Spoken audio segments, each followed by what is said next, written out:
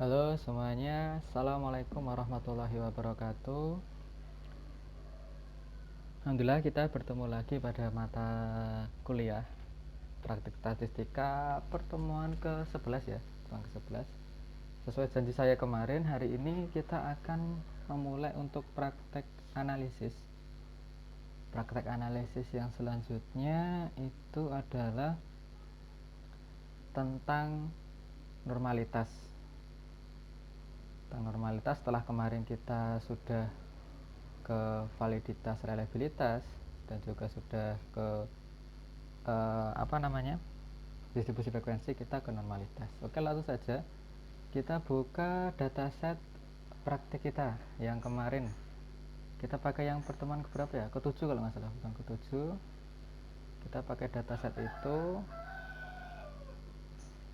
karena datanya sama. Di sini ada dua variabel ya, ada variabel X nya itu adalah kompetensi karyawan dan variabel Y nya itu adalah kinerja perbankan. Nah, kita akan mengetahui data-data yang sudah kita masukkan ini nanti apakah berdistribusi normal ataupun tidak.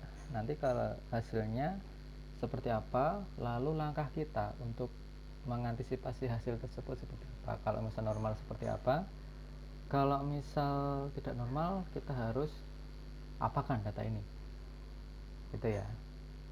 Jadi bisa dilihat di sini adalah jumlah-jumlah dari masing-masing jawaban responden ketika kita nyebar kuesioner. Itu jumlah ya, jadi biasanya kalau responden menjawab itu kan ada kategori-kategorinya, mulai dari kategori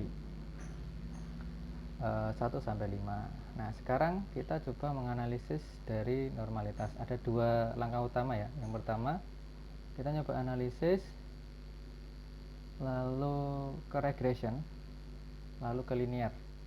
Ingat-ingat analisis regresi linear. Di sini ada dua variabel ya, dependent atau variabel terikat atau biasa kita sebut Y, atau independent variabel bebas atau biasa kita sebut variabel X. Nah, kita masukkan. Kalau variabel dependentnya itu apa? Dependentnya itu kinerja perbankan, sedangkan untuk independennya adalah kompetensinya. Lalu kita klik statistik. Nah, ini udah oke semua. Kita klik plot, ini nggak usah ada yang diganti. Kita klik save. Nah, ini yang diganti residual mana. Residual ini harus kita klik centang ya, karena nanti berpengaruh pada hasilnya. Lalu continue, terus option nggak perlu, style ini juga nggak perlu, apalagi bootstrap jika kita belum sampai situ. Lalu klik OK. Klik OK, aduh agak lama ya. Nah, klik OK. Nah, ini hasilnya, hasil outputnya. Sebenarnya yang kita pakai bukan hasil outputnya. Hasil outputnya ini nanti bisa teman-teman semua hapus, nggak terlalu dipakai dalam analisis ini, bisa dihapus saja. Nah, kita tutup dulu output, kita masuk ke data. Nah, ini kita masuk ke database, ada satu kolom tambahan. Nah, tadi kan cuma sampai kinerja perbankan ya, ada satu kolom tambahan, yaitu res 1 atau residual 1. Ini hasilnya adalah merupakan dari unstandardisasi dari residual data yang telah kita analisis, termasuk data kompetensi dan juga kinerja perbankan tadi, X dan Y nya tadi. Nah, ini hasilnya seperti ini. Ini nggak usah diwawai, variabel view nya juga nggak usah diganti-ganti, pokoknya kita terima jadi data ini dari sistem SPSS nya. Oke, lalu kita ke analisis tahap kedua. Nah, ini kita sudah menuju ke analisisnya langsung ya, sudah menuju ke analisis normalitasnya langsung. Kita non parametric test, legacy dialogues. Nah, ini kita cari one sample KS. Nanti kalau teman-teman semua agak bingung mengenai ini, yang perlu dihafali adalah kalau normalitas yang biasa kita pakai, ada apa ini? Bentar. Nah, oke, kita ulangi ya.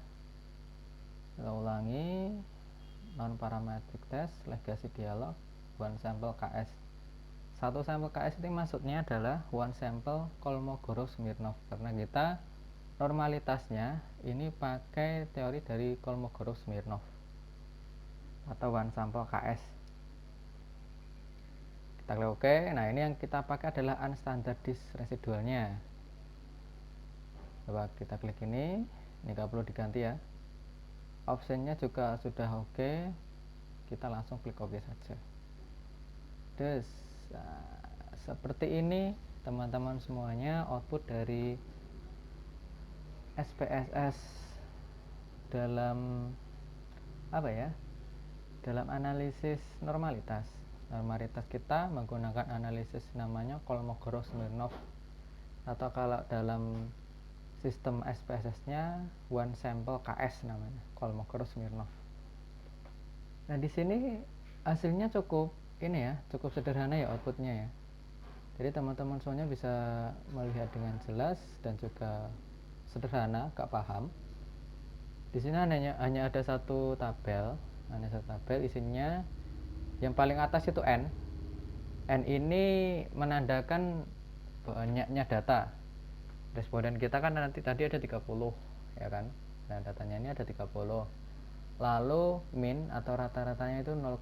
Nah, karena tadi unstandardized residual ini biasanya ya, kalau saya lihat terus, saya sering analisis normalitas, ini minnya biasanya 0. Emang 0 itu hasil minnya dari rata-rata semua data dari residual tadi itu 0.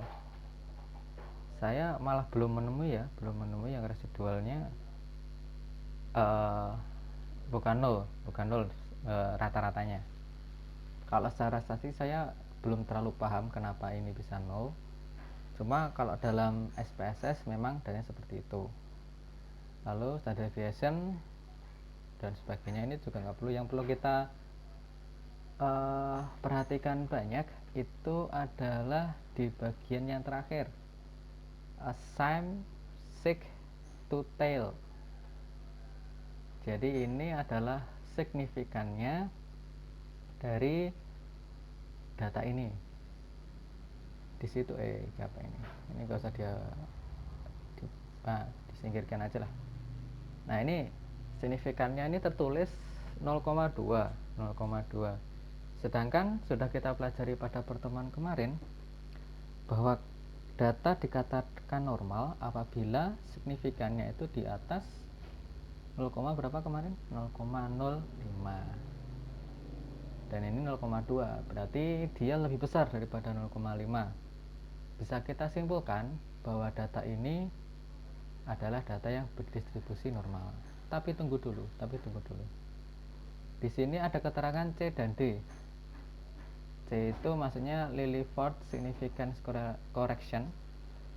Yang penting ini yang D ini ya. This is a lower bound of the true significance. Jadi kalau dalam signifikansi data itu kan rentangnya antara 0 sampai 1 ya. 0 sampai 1. Dan untuk data bisa berdistribusi normal itu sebenarnya syaratnya cukup mudah, cukup longgar, dimana ketika dia lebih dari 0,05 itu dianggap sudah normal. Tapi bisa kita lihat ini hasilnya hanya 0,2, sedangkan nilai terbesar dari signifikan ini adalah 1. Nah, kalau 0,2 ke 1 itu kan jaraknya agak jauh, maka ini bisa dikatakan sebagai kategori normalitas yang rendah, yang seperti di poin D tertulis itu ya. Jadi emang dia signifikan, dia signifikan, dia termasuk normal, cuma normalnya yang normal kategori bawah itu ya, bukan normal yang data benar-benar bagus. Biasanya kalau data benar bagus itu di atas 0,5, bahkan ada yang 0,8, 0,9, itu baru bisa dikatakan bagus. Kadang kalau kita meneliti, pembimbingnya itu agak keras ya, agak ketat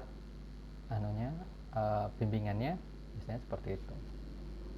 Jangan lupa kita save dulu output kita. Jadi output untuk normalitas hanya seperti itu ya teman-teman semuanya. Yang kita pakai hanya signifikan tadi, dan hasil data dari yang saya berikan itu memang dia normal, tapi signifikasinya rendah. Normal yang kategorinya rendah itu. Ini data seperti ini bisa digunakan buat penelitian, bisa.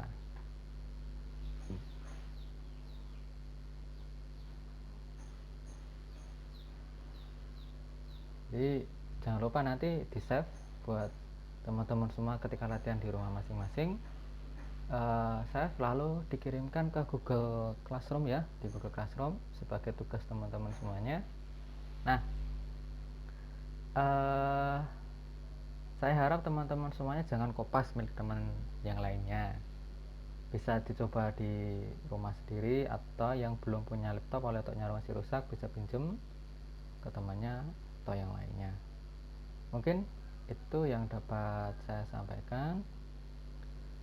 Kurang lebihnya mohon maaf. Wassalamualaikum warahmatullahi wabarakatuh.